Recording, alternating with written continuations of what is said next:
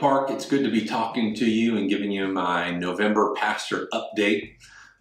This Sunday and the next Sunday, we're going to be closing out the Gospel of Matthew. And as we've been thinking about the cross and setting our mind on what took place at the cross, I've been thinking a lot about what the Apostle Paul said to the church in Corinth when he came and initially preached Christ to them. He said, when I came to you, I did not come with persuasive speech or lofty wisdom. In other words, he didn't come employing some of the more persuasive rhetorical skills, if you will, when preaching the gospel. But rather, he came among them with weakness, fear, and trembling, so that as he preached Christ and him crucified, their faith, their response would truly be a demonstration of the Spirit's power in their life, and that their faith would not rest in the wisdom of men, but in the power of God. And I can tell you that that's the heart of your pastors. The things that we're doing here at Oak Park as we have the ministry of the Word in its various forms. There's a lot of effort that goes into what goes on here, but in a real sense, we don't want to do things that would crowd or confuse or bring cloudiness to the gospel. We want the gospel to be clear so that when the things that are going on here and people come to faith in Christ, it would never be said, well, Oak Park just has all these great things that they're doing, but would truly be said, it's the Word, it's the message of Christ and Him crucified that is what the Lord's doing. And really, I'm excited about what we've been seeing over the last couple of months. We've had a difficult season. The whole world has had a difficult season. And yet, the Lord is working in our midst, seeing people grow in their faith, abounding in maturity. And we're certainly, if you've been around, seeing that it's getting a lot more crowded on Sundays. I'm having person after person, week after week, say things like, hey, we've been watching Oak Park for weeks now, and we decided to come. And they're seeing the worship, they're seeing the richness of the songs that we're singing, they're seeing the scriptures being read, they're hearing the scriptures proclaimed, and God is drawing His people. And that is a testimony to the power of the ministry of the Word, in particular when we're preaching Christ and Him crucified. And so I want to encourage you to continue to entrust yourself under the ministry of the Word that's going on here and be a part of what's going on. Like I said, we're going to finish up the book of Matthew here on November 14th. And then on November 28th, I'm going to pick back up in the book of Ruth. And we'll be in Ruth for 4 Sundays working through Christmas. So I'm really excited as we bring Matthew to a close and go into the Old Testament and see how Christ is anticipated there.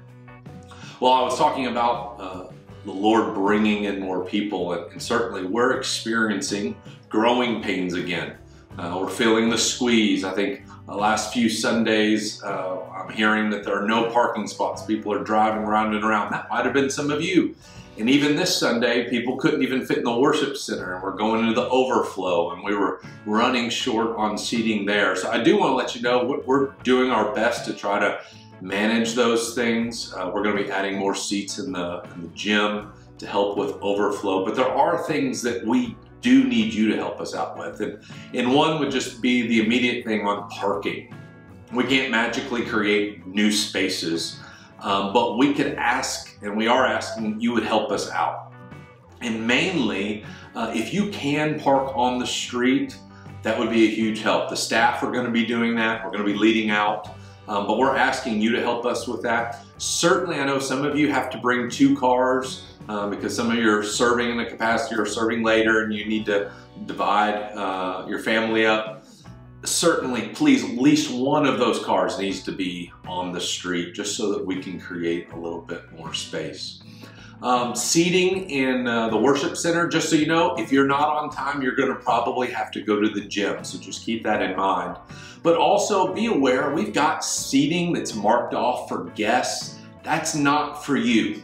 So please don't take those spaces. That helps us when guests maybe come late. There's tight on parking, there's a place to easily bring them in and put them there. That would help us out a lot. And then also, as we're thinking about guests, there's lots of people you don't know, lots of faces that are new. As you meet people, greet them. Certainly those with a bag in their hand, say, hey, is this your first time here?